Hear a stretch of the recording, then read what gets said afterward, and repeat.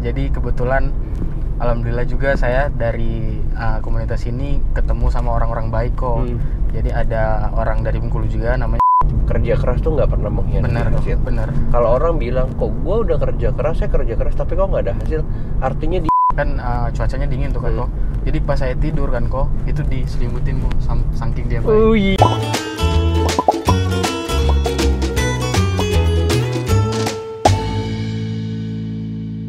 Aku kedatangan tamu, namanya kayak nama partnerku Hafiz. Jadi namanya Hafid. Dari Bengkulu ya? Iya, aku kira kamu dari Kalimantan loh. Enggak kok, dari Bengkulu kok. Dari Bengkulu, iya. Wow. Bengkulu berarti Sumatera Barat ya? Enggak, Sumatera Selatan?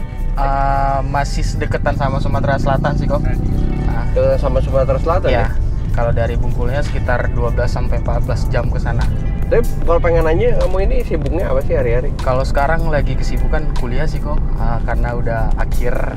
Anak kuliah? Iya, kamu masih kuliah kok. Kira senior di salah satu perusahaan. Udah tinggal akhir kok, udah mau selesai. Jurusan apa? Teknik sipil kok. Wow. Iya, makanya agak lama kok. Kuliahnya dari 2016. 5 tahun lah ya, sipil ya? Sekitar 5 tahun. Karena kalau belajar cepet-cepet ntar bangun rumah, rumahnya goyang lagi, rumahnya ambruk lagi. Tapi kalau misalnya pengen tanya, kamu akhirnya bilangnya apa ya, pengen kayak udah deh coba ekspor deh gitu. Kalau ini kan sesuatu yang berbeda dengan kuliahanmu kan, maksudnya jurusanmu. Akhirnya kenapa kamu berani mengambil sebuah jurusan yang di luar yang kamu pelajari gitu loh? Karena sih mungkin sebelumnya pengen cerita juga sama Koko kan. Awal mulanya sih karena saya kemarin juga baru dapat badai gede lah gitu, ibaratnya kok masalah yang gede lah di hidup saya gitu kan kok. Terus akhirnya saya beberapa bulan kemarin ngerubah mindset hidup saya gitu biar agak lebih baik gitu kok. Terus ya mungkin ini juga jalan Tuhan. Sebenarnya saya kenal si Koko sudah lama sih kok, yang dari pertama Koko viral iPhone. Cuman saya belum pernah nyari ngulik kehidupan Koko gitu, belum maksudnya belum. Itu kan berarti Desember tahun lalu. Iya benar, Desember. Iya kan, Desember tahun lalu kan. Nah, jadi kebetulan saat itu saya lihat di platform TikTok ya kok ya. Terus kok FYP, terus saya bilang kayaknya boleh nih belajar, dan juga kayaknya kok baik deh bisa mau ngajarin gitu maksudnya kan. Nah dari situ sih awalnya mula sih kok. Tapi apakah langsung kamu bilang kayak udah deh pokoknya langsung terjun deh belajar, apa kamu mencoba untuk menguatkan hati dulu kayak bener nggak ya, bener nggak ya? Gitu ya? Dalam 2 hari sih kok, makanya memang agak singkat, cuman saya pikir saya yakin deh gitu, saya pikir gitu kan kok, makanya ya udah coba belajar. Terus kemarin udah sekitar 1 bulan, mau masuk 2 bulan masuk di bisa ekspor. Dan alhamdulillah sekarang progresnya udah jalan terus lah kok. Wah, penasaran nih. Makanya dari awal kemarin pun juga pas interview saya masih ada apa sih kesusahan gitu kan di supplier gitu kok. Tapi sekarang udah berprogres lah intinya. Alhamdulillah kok. Yang penting mah jalan lah, naik sepeda juga kan mesti goes terus. Ya mau berat mau apa kok nggak jatuh ya. Benar. Cuman akhirnya aku pengen nanya, produk-produk apa sih yang pertama kali kamu ambil waktu kan habis belajar, kamu kan turun ke lapangan kan? Benar. Nah pas turun ke lapangan tuh kamu mikirnya kayak produk apa ya gitu, ada nggak sih pikiran pertama karena kali? dari awal kok ngajarin gitu kan, untuk produk harus ya untuk daerah sendiri gitu kan kok, yang terkenal di daerah sendiri. Bengkulu banyak. Kebetulan kalau daerah Bengkulu sih banyak sih kok, cuman saya pilih untuk komoditinya itu kopi kok. Kopi Sumatera. Ya, karena juga pun kopi Sumatera udah banyak dikenal di luar kan kok, maksudnya gitu. Makanya saya coba nge-up lagi produk ini yang memang dari daerah saya belum naik gitu, cuman untuk lokal. Cuman ada sih beberapa gitu yang udah sampai ke internasional, cuman belum terlalu banyak gitu kok. Makanya misi saya mau bawa kopi. Luar biasa gitu kok. Tapi memang sih ada beberapa pekerjaan tambahan ya, khususnya kopi, karena benar kok. Kopi ini kan kita bicara soal varietas kan beda-beda nih. Benar. Terus udah gitu pembeli itu kan sebenarnya mereka tuh jadi kayak, aku boleh bilang kayak Gayo Aceh, Robusta Lampung, Toraja itu tuh kayak udah ada fansnya sendiri-sendiri. Benar kok. Nah nanti sebenarnya kalau kamu sudah pelajari konsep bisnis kopi, sebenarnya ketika kamu mau ambil kopi di Lampung, di Aceh tuh konsepnya sama, cuman jenis kopinya aja yang beda. Iya benar. Kamu udah mulai berpikir kayak one day gue bikin jadi agregator kopi kali. Amin. Iya, Amin. pasti kan gitu maksudnya, Iya. supaya kamu nggak cuma ngambil dari satu daerah, tapi kamu juga bisa dari Aceh, dari Lampung gitu kan. Iya. Tapi akhirnya setelah kamu turun ke lapangan, progresnya gimana? Apakah pernah ditolak supplier? Pahit-pahitnya ada nggak sih? Pertama sih kok, karena kebetulan kan saya ada tim juga ya kok, karena kok pernah bilang Kan ada tim. harus ada tim biar bagusnya gitu kan kok. Jadi juga kebetulan saya ada tim, dan memang 2 orang ini dia beberapa tahun yang lalu udah terjun ke dunia ini. Jadi product knowledge-nya dia memang tinggi. udah ngerti gitu kan kok. Jadi saya ngajak mereka. Terus kemarin pas pertama saya dengar dari teman saya yang tim itu, katanya kalau untuk di Bengkulu itu agak susah kalau untuk nyari ke distributornya kok, karena mereka tuh ada yang Ngepul. sudah kerjasama sama perusahaan-perusahaan gede gitu kok. Dia langsung buangnya ke sana ya? Jadi itu challenge juga sih kan kok. Maksudnya bisa nggak masuk di situ. Dan kebetulan juga alhamdulillahnya kemarin temen saya itu kan dia ada sering tempat dia ngambil kopi yang dulu ya kok ya. Tempat dia jualan kopi kan. Kami langsung ke sana kok, dan alhamdulillahnya juga itu baik banget sih kok orangnya kok, bapaknya kok. Dia bisa mau ngebantu berapapun keperluan, karena memang dia orang lama di sana yang di petaninya. Katanya dia siap berapapun kamu mau, saya bisa bantu asalkan kalian memang betul-betul niat untuk naikkan kopi ini kan. Oh Gitu kok. sebenarnya yang mantep itu yang jadi hidden gem ya, itu kalau dapet supplier yang kayak gitu ya. Iya benar. Kayak wah, bisnis tuh jalan terbuka lebar. Bener kok, bener. Ketika supplier bilang oke, aku support kamu lah, apapun yang kamu mau aku support, pokoknya full. Itu kayak bisnis yang jalan sempit tiba-tiba jadi lega, makanya Jadi semangat juga kok. jadi semangat. Iya, Tapi akhirnya kamu dulu pernah ngelakuin gak sih nyari buyer dulu, terus baru nyari supplier? belum kok, belum. Karena Udah dari pokoknya awal nyari supplier dulu gitu ya? karena produk yang paling penting Bener. dulu ya kok ya. Soalnya banyak yang buang-buang waktu di sana akhirnya. Iya, bener. Coba kamu lihat ada beberapa Instagram story yang aku suka repost gitu ya. Oh tolong dong, kok ada bayarnya tapi gak ada suppliernya gitu kan. Udah mati, bodo amat. Udah dibilang dari awal cari barang dulu. Tapi akhirnya ketika kamu sudah dapat supply-nya, sekarang progresnya udah sampai mana? Sekarang tinggal insya Allah nyari bayarnya sih. Nyari bayarnya. Karena kemarin baru selesai pembuatan website. Terus dan juga jadi kebetulan alhamdulillah juga saya dari komunitas ini ketemu sama orang-orang baik kok. Jadi ada orang dari Bengkulu juga namanya Bang Novan. Dia tapi kerja di Lahat, di kota Lahnya. Jadi setelah saya ketemu sama dia, sharing-sharing lah gitu, dia pun juga ngasih jalannya, yuk kita bikin PT yuk sama-sama gitu. Terus ayo kita bikin progres apa lagi gitu. Enak ya kalau udah ketemu satu temen yang sevisi gitu ya. Iya benar kok. Jadi lebih semangat, lebih nggak capek. Karena kalau sendirian tuh kayak turun ke lapangan segala macam kan Iya. capek banget kan. Tapi akhirnya sekarang yang kamu lakukan udah lakuin penawaran ke buyer-buyer belum? Udah kok, udah. Kemarin Gimana responnya? Kalau sampai saat ini memang belum ada sih kok respon. Ya biasa lah ya, pembeli ada yang respon, ada yang enggak, ada yang respon, ada yang enggak. Cuman kalau untuk yang Bang Novan itu tadi kok, dia udah ada buyer yang nanyain dari Swedia kemarin kok, nanyain kopinya. Cuman mungkin belum tahu sih gimana kelanjutannya kan kok. Kalau untuk saya pribadi sih kemarin sekitar 10-an ada sih kok saya tawarin di Instagram, di. Ntar ada caranya, ntar habis ini Iya. bawa laptop nggak? Kamu bawa laptop nggak? Enggak ya?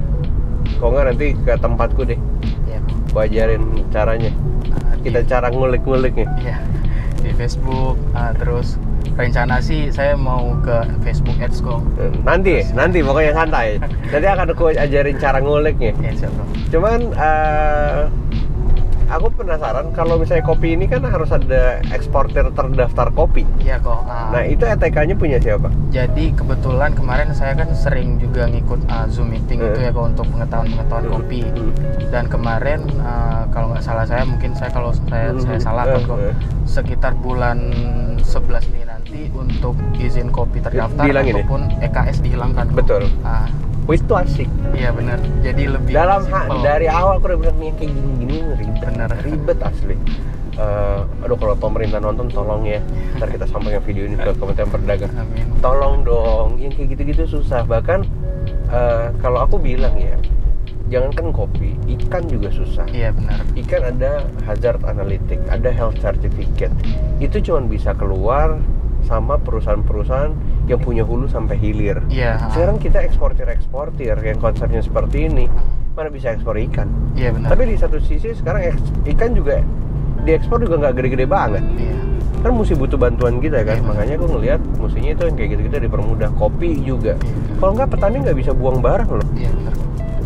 Makanya aku berpikir ya kalau konsepnya seperti itu harus ada ini itu, aku pengen mikir apa jangan ini sebuah kartel ya.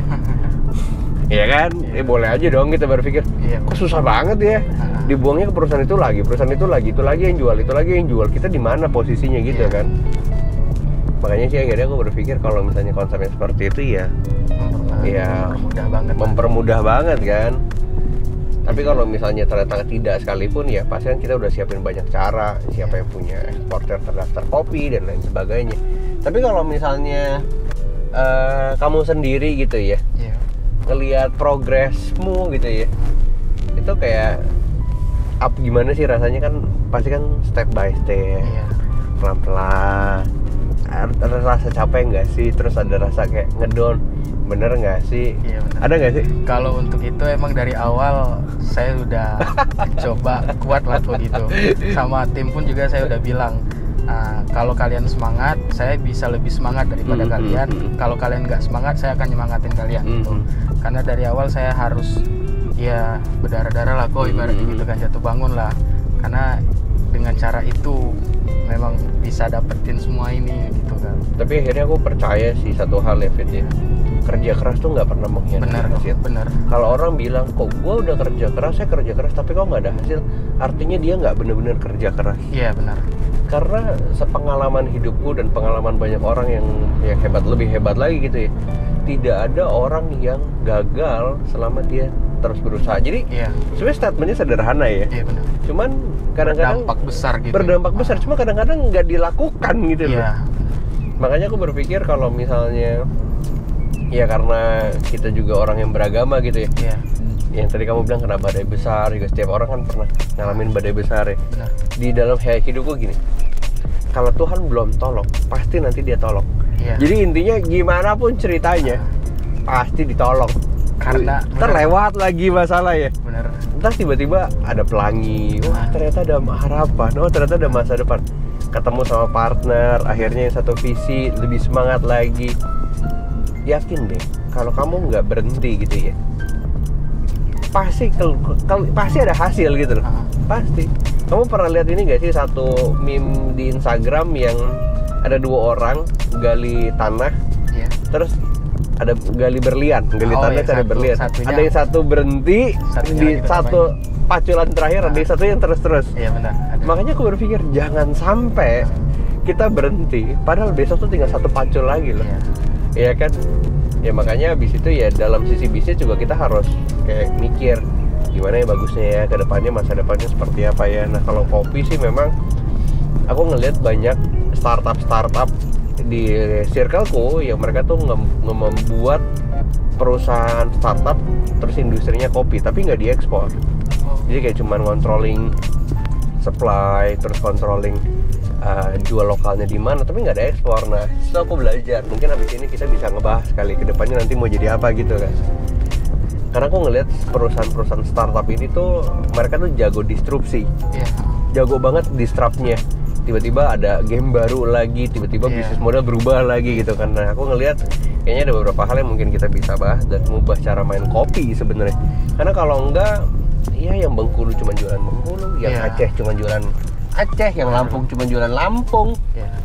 Dari kita sendiri yang bikin. Nah, kita mesti bikin satu konsep dan game baru sebenarnya di kopi.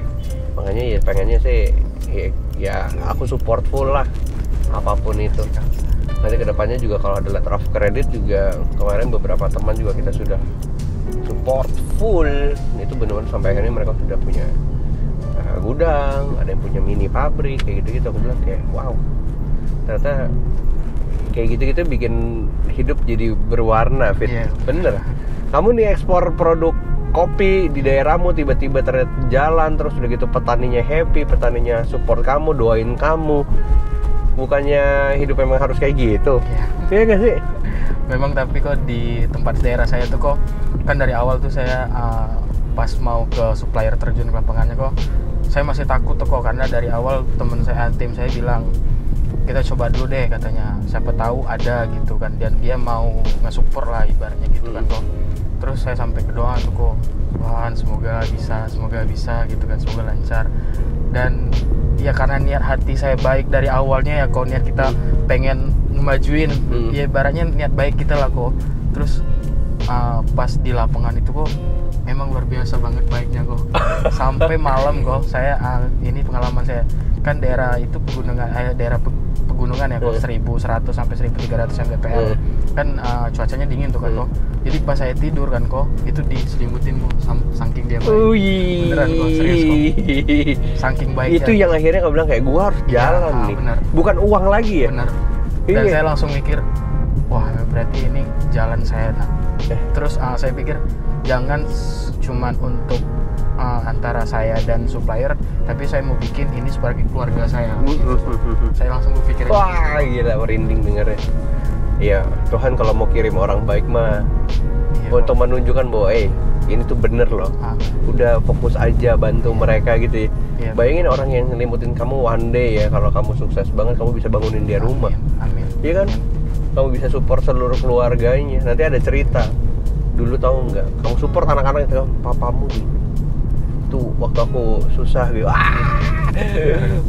Merinding. Saya pas diselimutin gitu sampai mikir, ya Allah sampai gini betul lah baik orang kalau kita emang dari niat ya, baik, niatnya gitu. baik. Wah luar biasa. Tapi ada nggak sih statement terakhir yang kamu bisa kasih buat teman-teman kayak yang pernah ngalamin badai besar gitu, yang ngalamin susah terus akhirnya harus stand up lagi, fokus lagi, yakin lagi, itu kan bukan hal yang mudah. Waktu kamu mengalami itu kan bukan hal yang mudah kan.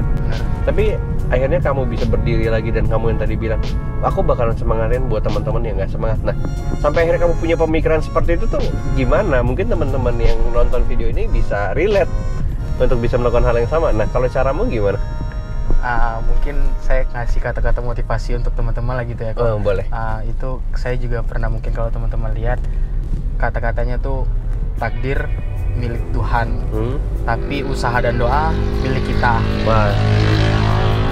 Jadi selagi kita berusaha dan berdoa, yakinlah dari kata Bismillah menjadi Alhamdulillah. Luar biasa. Ini buat teman-teman juga yang ngalamin badai besar, karena kita tahu ya, pandemi ini ngerusak banyak hal.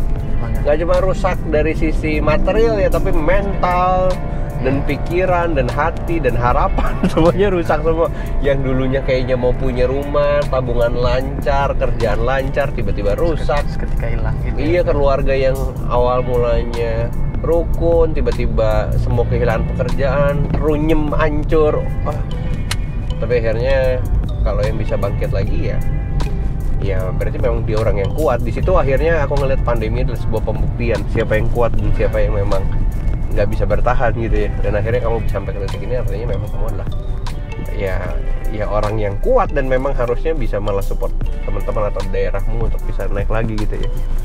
Ya udahlah, aku terinspirasi banget sih Fit, asli. Nanti habis video ini kita makan, kita ngobrol banyak hal. Sebelum aku juga berangkat ke Bali, kita akan bikin satu kerangka project yang menurutku matang dan bisa dieksekusi secara cepat sih. Karena dari kemarin aku udah punya modelnya, tapi karena memang aku bukan expertise di kopi gitu ya, dan pekerjaan gue cukup banyak, akhirnya aku ngeliat kalau misalnya bisa diimplementasikan dan go ahead bisa jalan sih. Gitu ya udahlah. Terima kasih buat yang udah nonton. See you next video. Bye bye.